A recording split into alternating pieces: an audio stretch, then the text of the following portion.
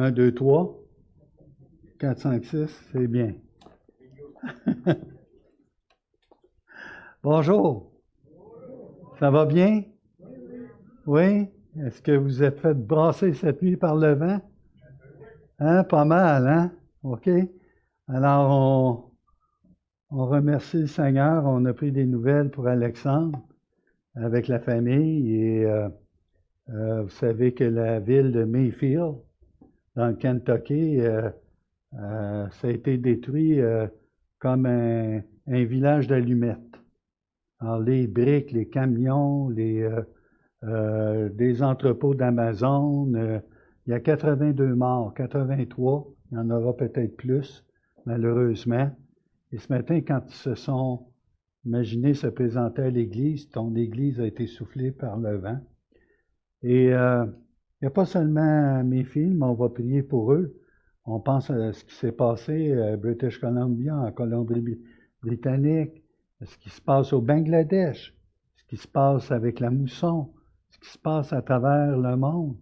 Et en fait, on voit bien que c'est un monde où la création souffre et soupire les douleurs de l'enfantement. Elle attend le retour de Jésus-Christ. Et c'est le péché qui... C'est pas parce que Dieu ne nous aime pas que ces choses sont permises. Il faut comprendre cela. Et je parlais avec Georges, justement, et on voit que les signes sont plus nombreux, hein? On les voit évidents, mais en même temps, c'est une planète qui est malade, hein? On voit ce que l'homme est en train de faire. Donc, prions, s'il vous plaît. En notre Dieu, notre Père, nous voulons vraiment te remercier d'avoir veillé sur les marquis. Peux-tu permettre une bonne transition pour le retour à la maison? Notre Dieu, merci de ce que tu tiens le vent, tu tiens les éléments dans ta main. C'est toi qui les as créés et il n'y a rien qui ne se passe sans que tu le saches. Et rien ne te dépasse. C'est pas quelque chose qui n'est pas prévu. Et parfois, on a de la difficulté à mettre ensemble des pensées qui s'opposent. Mais notre Dieu, nous nous courbons devant toi, devant ta majesté. Et nous voulons te demander ce matin d'ouvrir nos cœurs et de comprendre cette humilité profonde qui te caractérise. Et merci pour ton amour envers nous. Et ouvre nos cœurs et que nous puissions aller en action dans ce que tu nous montres. Par le nom puissant de Jésus. Amen. Alors, il s'en est passé des choses et c'est la période aussi où les enfants préparent certaines scénettes pour la période de la naissance de Jésus-Christ. Alors, pour nous, c'est un plaisir de les faire, de les préparer. Et on a une pensée pour les enfants ce matin aussi. Alors, je vais vous demander quelque chose ce matin. On va voir un texte. Ce matin, on a touché Luc 14, 1 à 6. Et on va toucher Daniel, on va aller tout de suite à 7. OK? Et avant de procéder, je veux remercier ceux qui nous ont conviés dans l'adoration, les chants.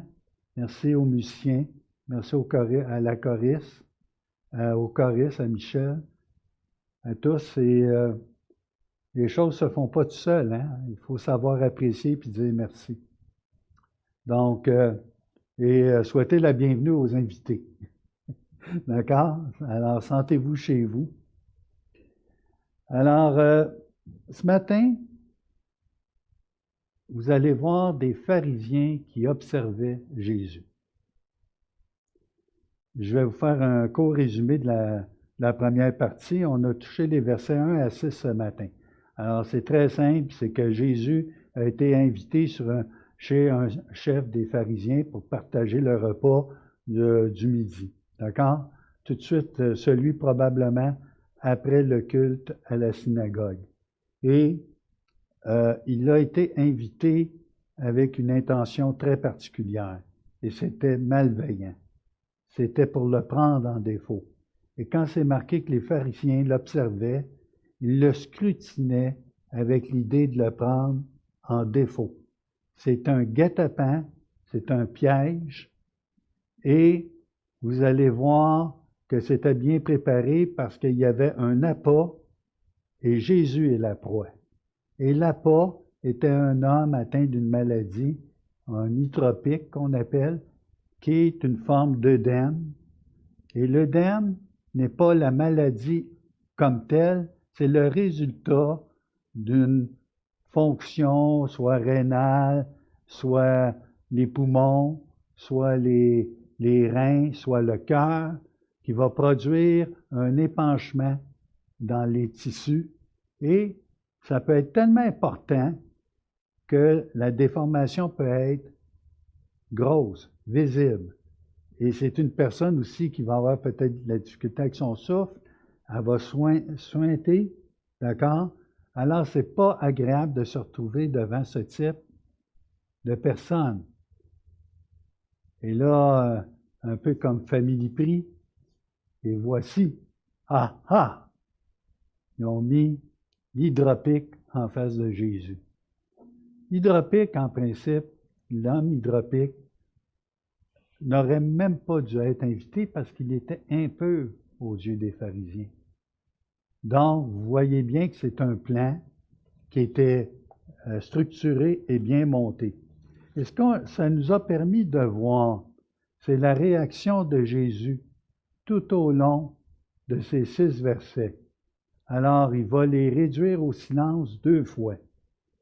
Il y a une première fois, ils ne répondent pas parce qu'ils attendent une chose particulière.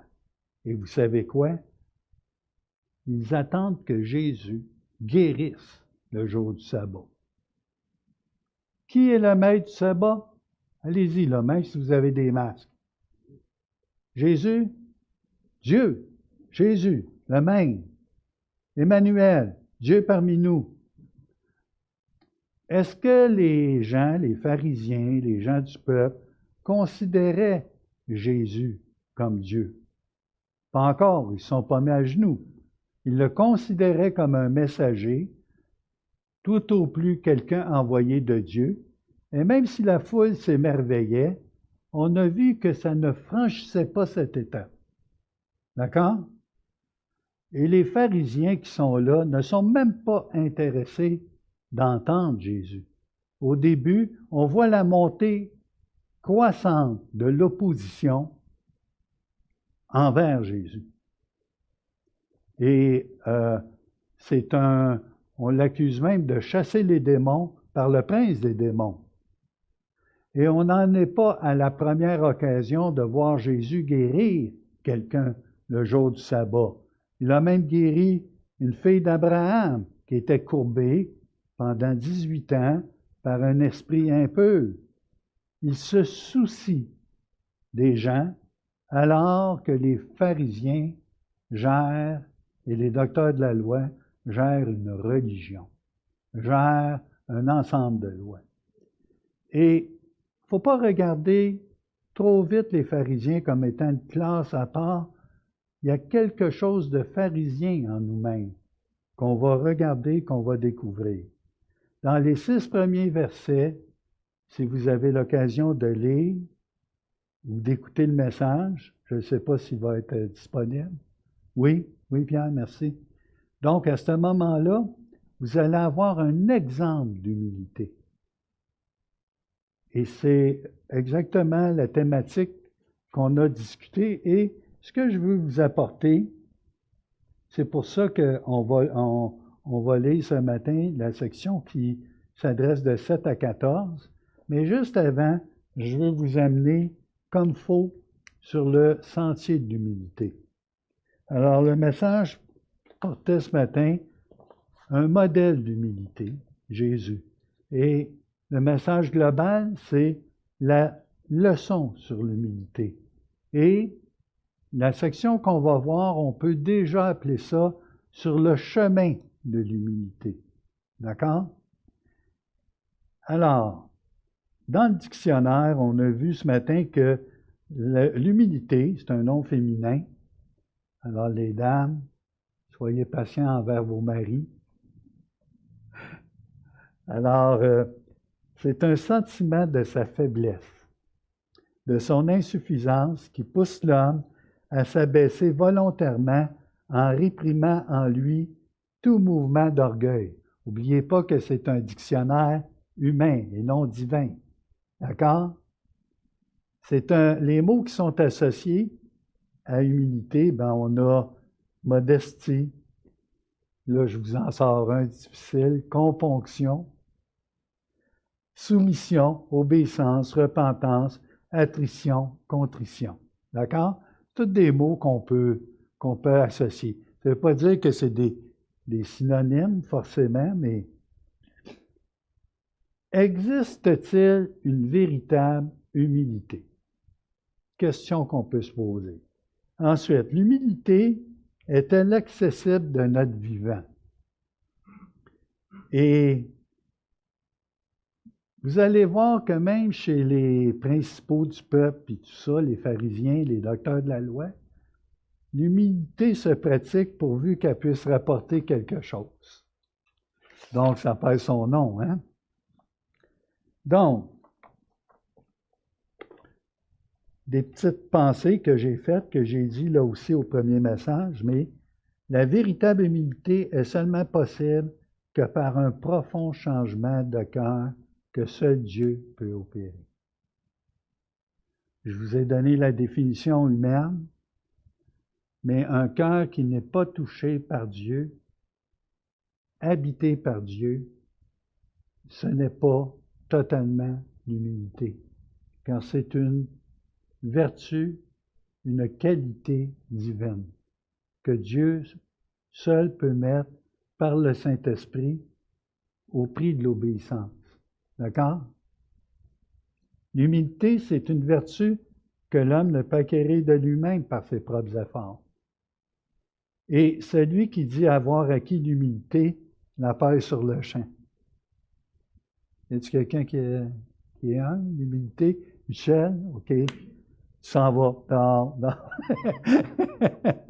mais j'ai l'humilité de reconnaître que j'en ai. C'est ce qu'il m'a dit ce matin. Hein? Un vrai taquin. L'humilité,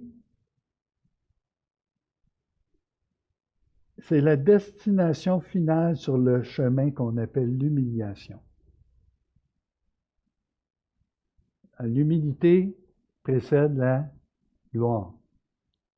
Et en plus, ce qu'on appelle, vous savez, le chemin qu'on appelle le chemin de l'humiliation, c'est le chemin qui mène à Jérusalem. Quand Jésus nous demande de le suivre, vous allez voir que le prix du salut, c'est ta vie.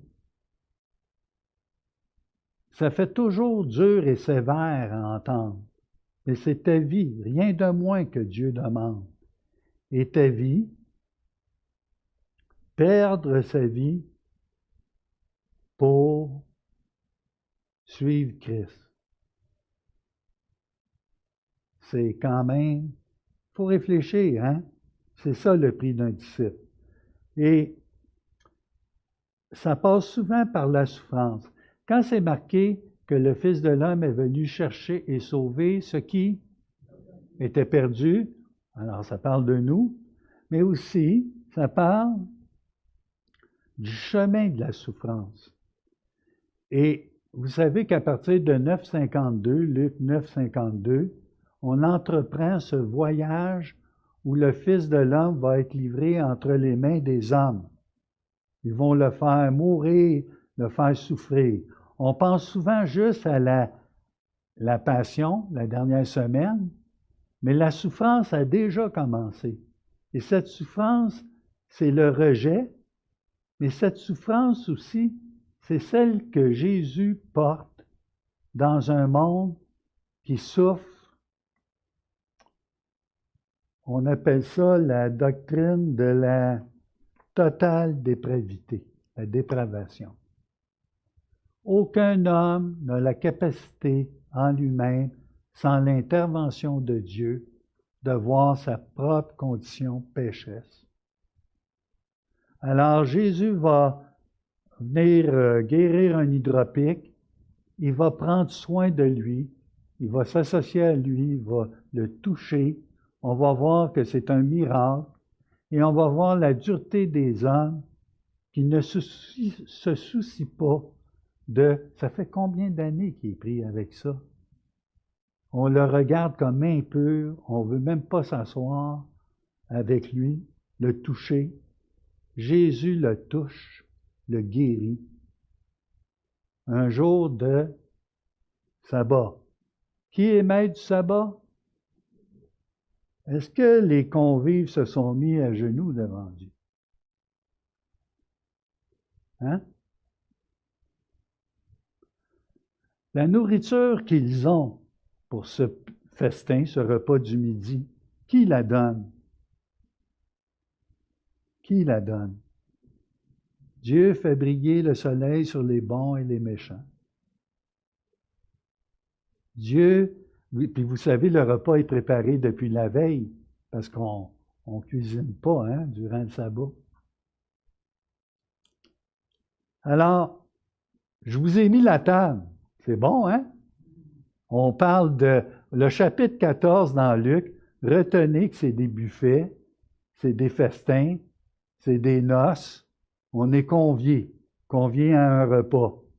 Mais on vient de voir le modèle d'humilité devant nous. Et Jésus, dans un premier temps, lorsque les pharisiens vont garder le silence devant Jésus, ils vont garder le silence pour pouvoir le voir guérir cet homme, pour ensuite le prendre en défaut. Donc, je vous demande aussi d'observer ce qu'on lit, mais pas d'observer pour prendre en défaut. Alors, regardez-moi pas, là. Regardez le texte, mais regardez le texte pour le mettre en pratique dans vos vies. OK?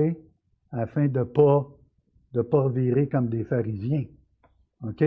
C'est très important. Alors, lisons. C'est pour ça que on rentre dans le texte avec ensuite. Ensuite, après avoir guéri l'hydropique, après, et vous savez que le texte au verset 6, ça finit par « Ils ne répondirent rien, ils gardèrent le silence. » Mais là, ils gardèrent le silence parce qu'ils ne pouvaient répondre devant la sagesse que Dieu leur exprimait. Et Jésus, en leur adressant, vous savez, il a retourné l'hydropique. Tu es guéri, tu peux quitter, OK? Ici, il va adresser une parabole aux conviés. Et les conviés, vous pouvez penser que c'est les docteurs de la loi, les pharisiens, le banquet. Combien il y avait de personnes dans cette grande pièce? Les sièges étaient en U, on plaçait l'invité principal. Alors Jésus n'a pas dit, bon ben là, j'ai fait ce que j'avais à faire le jour du sabbat, c'est un jour de réjouissance, je viens guérir quelqu'un, alors là maintenant, j'ai plus affaire avec cette gang de race de vipères qui disent ce sont des hypocrites, pourquoi je resterai plus longtemps avec eux? Non, non. L'humilité. Jésus ne nous abandonne pas comme ça. Même quand on le rejette, même quand on le méprise, il reste là à supplier. Ça, c'est de l'humilité. Et pourtant, il connaît leurs pensées. Leur pensée, c'est de le prendre en défaut, de le mépriser, de le rejeter. Et Jésus reste, corrige, instruit, mais avec amour, avec humilité. Vous savez, on peut mettre tous les pharisiens, les docteurs de la loi dans le même bateau, mais n'oubliez pas, il y a eu Nicodème qui a eu un cœur transformé. Il y a eu Joseph d'Arimathée qui a eu un cœur transformé. Puis peut-être que quand Jésus va être sur la croix, il y a peut-être de ces hommes qui l'ont entendu avec sévérité, avec totale dépravation, qui vont peut-être se tourner vers lui. Et par la suite, on va voir plusieurs docteurs, plusieurs sacrificateurs même, venir, changer et suivre ce qu'on appelle la voie, le christianisme, Jésus-Christ. Ils vont se donner à Jésus-Christ. Donc, la totale dépravation, il y a un espoir. Jésus-Christ, notre espérance. Donc, il adresse la parabole aux conviés. Une parabole, c'est toujours une parabole, puis il ne faut pas la forcer non plus. D'accord? En voyant qu'ils choisissaient les premières places, il leur dit. C'est-à-dire, Pierre, il y a quelque chose qui cloche. Hey, puis premièrement, c'est quoi ces langues-là? Veux-tu bien me dire? En espagnol, puis en créole? Ah, ben, hey, c'est bon, hein? Ça a poussé tout seul pendant la nuit. Non, non. Merci, Pierre. Merci, Daniel, hein? OK? On a des gens à console. On leur dit merci, hein? OK? Choisir les premières places. Vous savez qu'un pharisien, il y avait différents partis religieux. Il y avait les pharisiens, les sadducéens, il y avait les zélotes, il y avait des partis considérés un peu plus politiques, c'est-à-dire les hérodiens, il y avait les esséniens,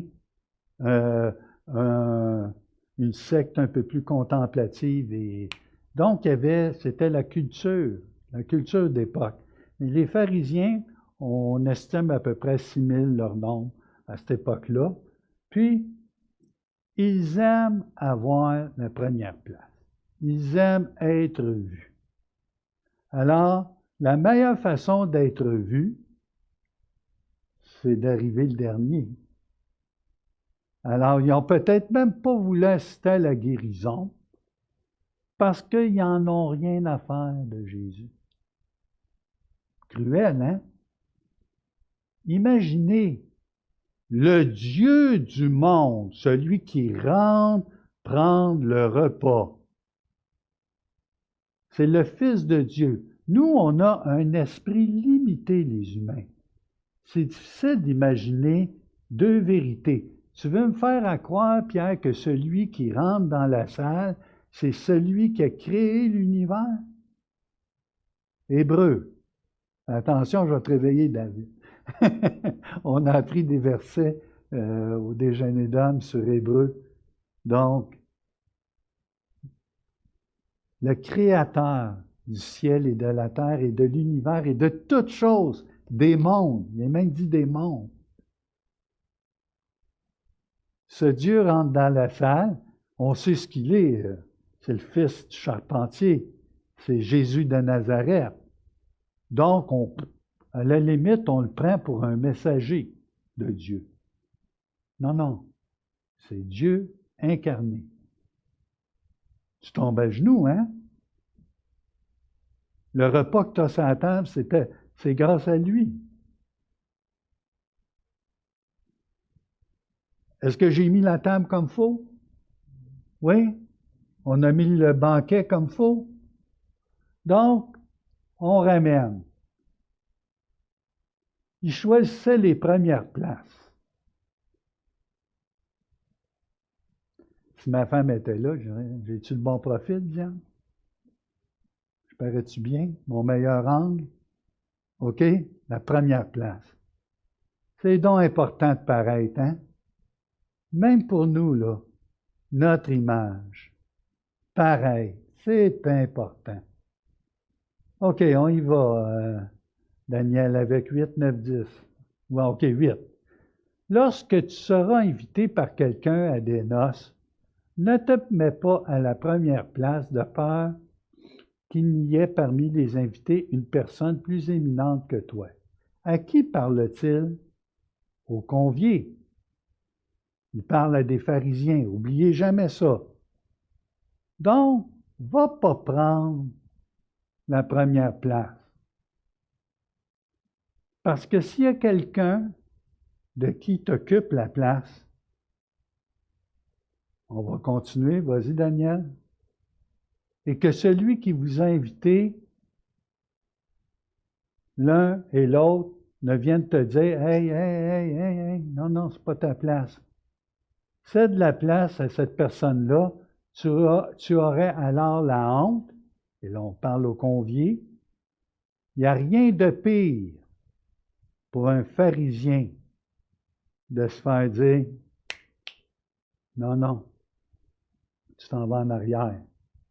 L'humiliation totale. Bon, peut-être que vous vous dites dans votre tête, il mérite juste ça. Hein? Ça ne te fera pas de mal d'être humilié, mon ami. Non, non. OK? Mais il leur répond, vous voyez, il y a une tendresse et une humilité malgré tout. Malgré le pire coup qu'ils ont essayé, là. Jésus est une proie à achever. Et pourtant, dans son humilité, dans sa bonté, dans sa souffrance, il désire ramener des cœurs vers lui. Jésus savait d'avance quel accueil il était pour recevoir de la part de ses convives. D'accord? Et il savait que c'était arrangé aussi avec l'autre, puis qu'ils ont pris un pauvre homme souffrant d'œdème comme un appât. Vous avez le contexte.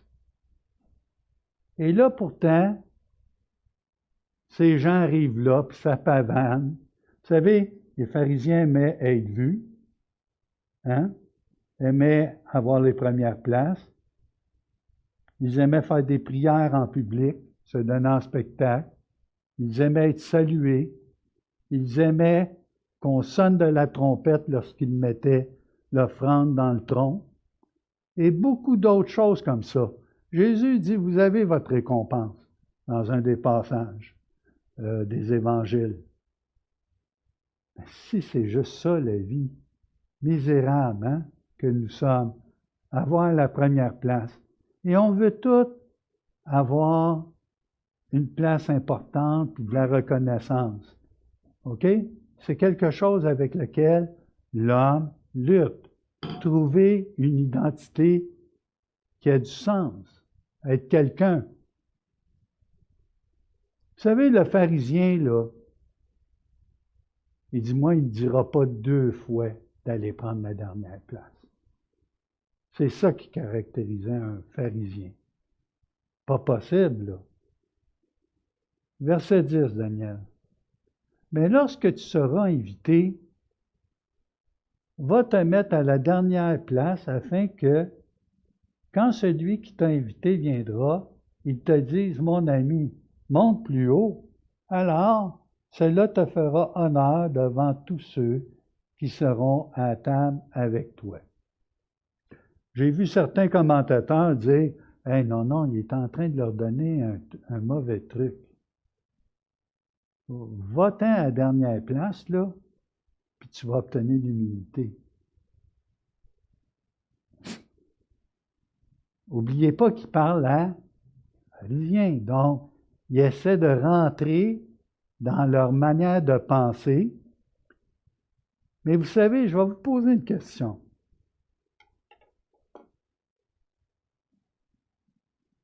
À quelle place serez-vous assis dans le royaume des cieux?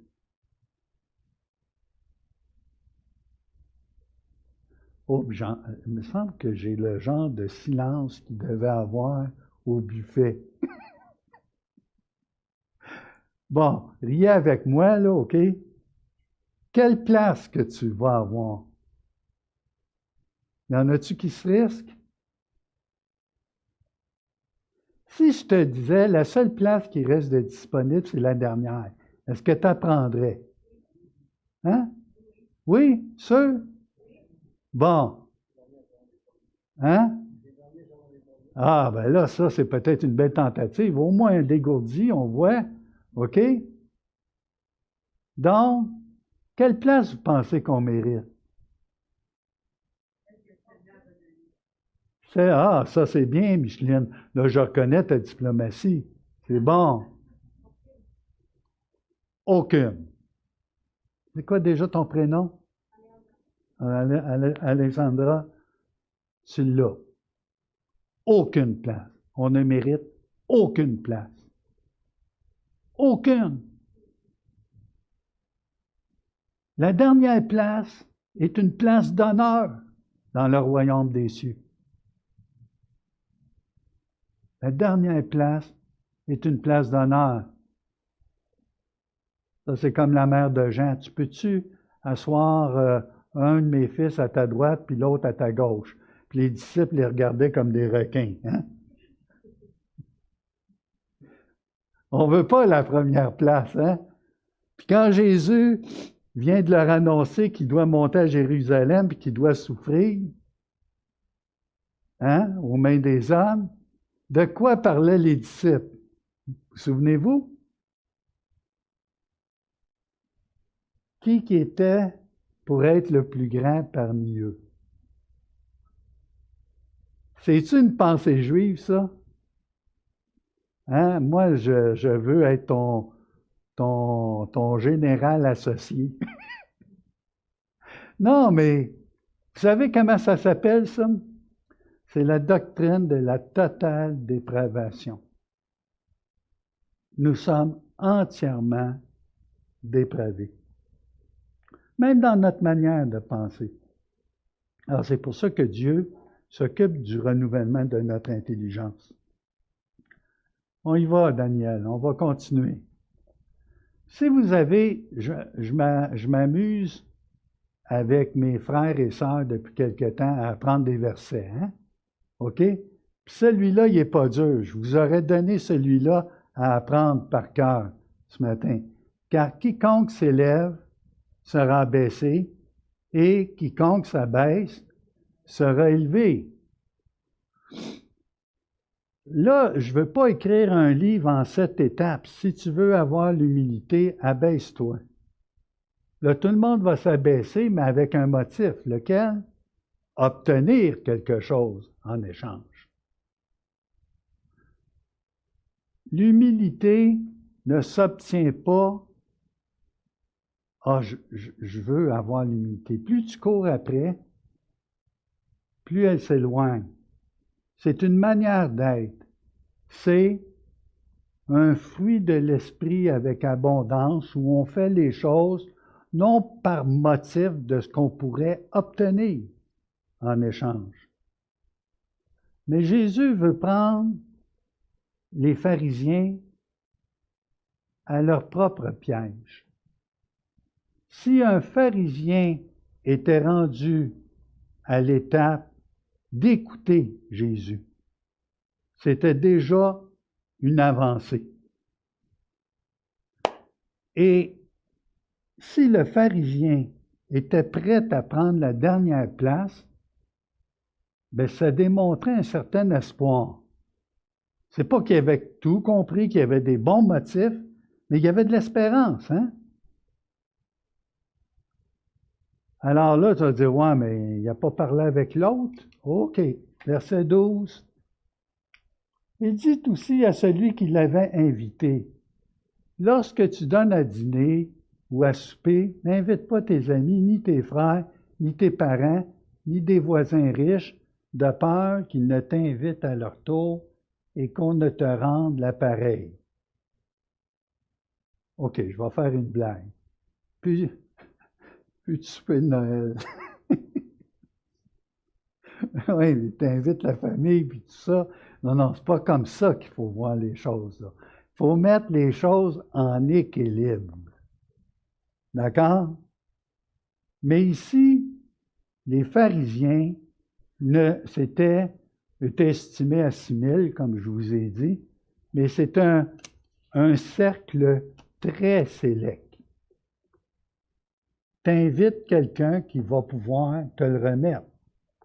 Alors, Joe, a invité Sam, parce que Sam, dans 2 semaines, va inviter Joe.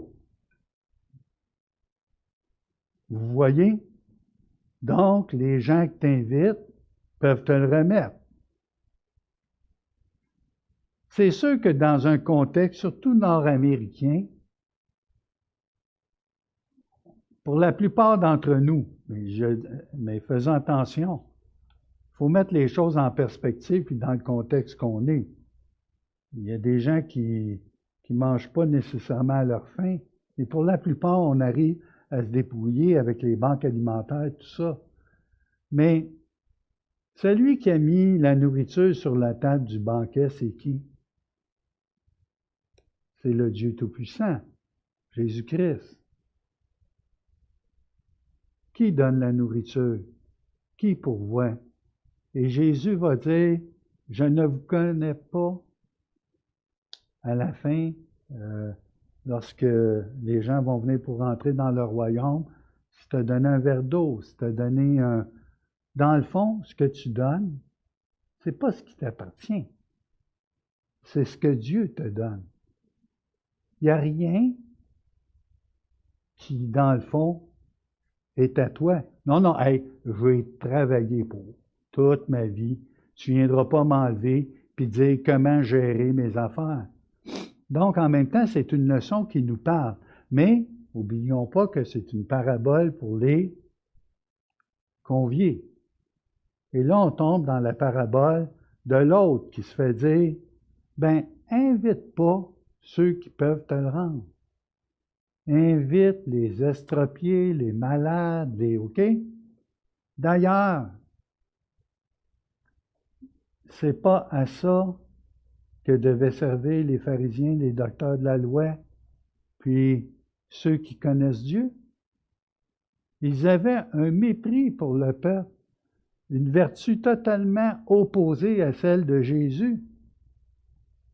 T'invites les gens qui ne peuvent pas te le rendre. Puis tu as même le droit d'inviter les gens qui peuvent te le rendre. Ça s'appelle un idiome sémitique. Un idiome sémitique, je vais vous en dire un autre. Quelle bébite qui vient de dire là? Qu'est-ce que ça veut dire? OK? Si je prends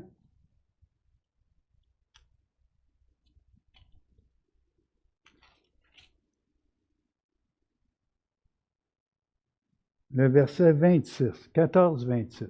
Prenez 14-26 dans vos Bibles. Luc 14-26.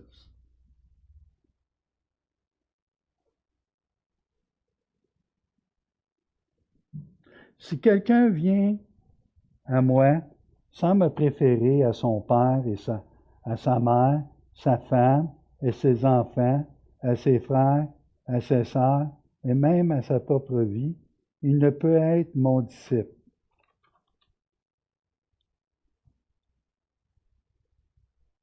Une autre place, c'est marqué haïr même. Haïr. Dans la langue sémitique, la langue hébraïque ou les juifs, l'araméen, OK, c'est par hyperbole. On va prendre une image puissante pour graver. On ne dit pas, tu n'as plus le droit d'inviter tes frères, tes sœurs, tout ça. Mais la leçon est pour marquer l'imaginaire. Et si on revient, Daniel,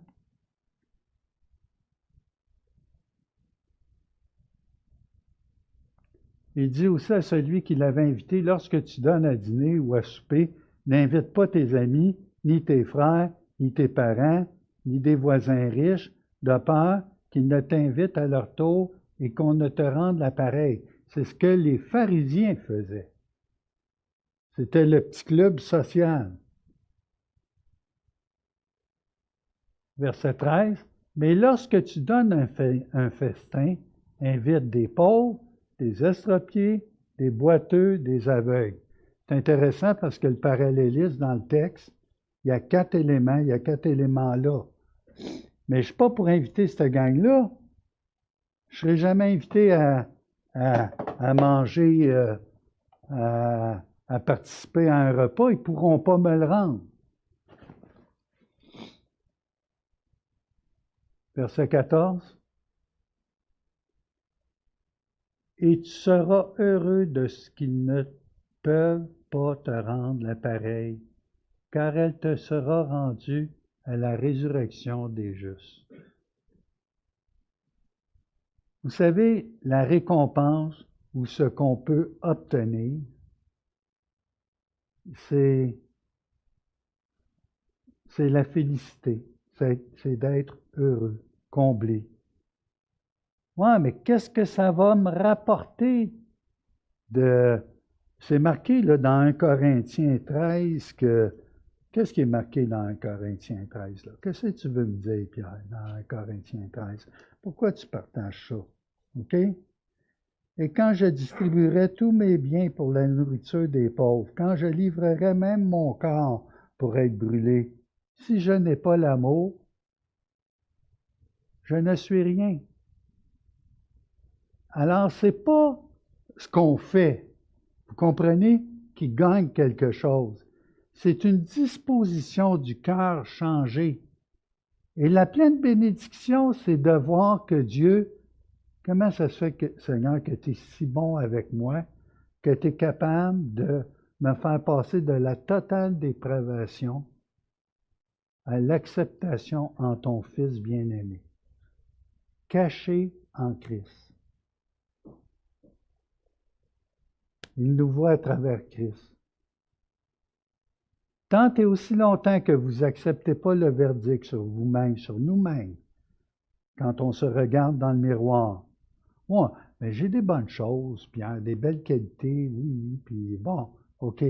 Rien qui t'ouvrira le ciel. Rien qui t'ouvrira sa présence.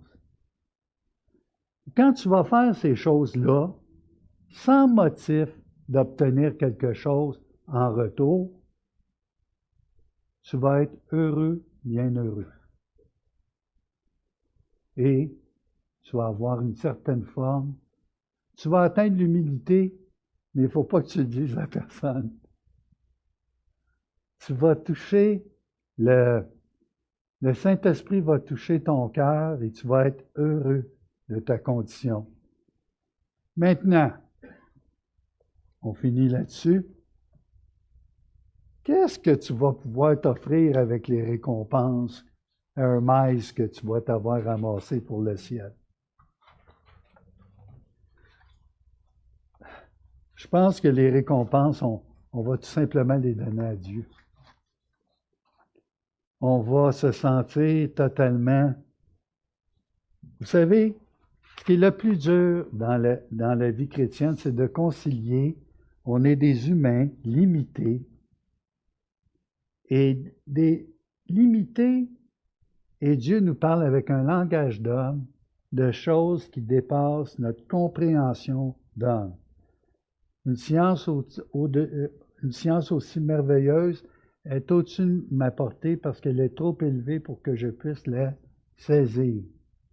Et on se rend compte que parfois les doctrines, on les comprend mal. Comment ça se fait que Dieu savait comment il était pour être reçu, puis que c'était pour être un plan, un guet-apens, puis qu'il a continué le repas, puis qu'il a manifesté quand même un désir réel d'appeler des gens qui ne voulaient même pas l'écouter, qui voulaient le trahir, qui vont le condamner, qui vont le faire souffrir par la suite. C'est un exemple d'humilité. Et nous, on voit le chemin qui est montré. Et on marche sur le chemin de Jérusalem. Prions. En Seigneur notre Dieu, tu es tellement bon envers nous, pour nous révéler ces choses. Et merci de t'occuper de celui qui se tourne le dos devant toi. Merci d'insister, de venir nous chercher, de ne pas nous laisser dans notre misère, d'avoir une telle tendresse. Et Seigneur, donne-nous de faire les choses non pour ce qu'elles nous rapportent ou pour l'apparence, mais d'avoir un cœur véritable qui aime te servir est obéi. Par le nom de Jésus. Amen.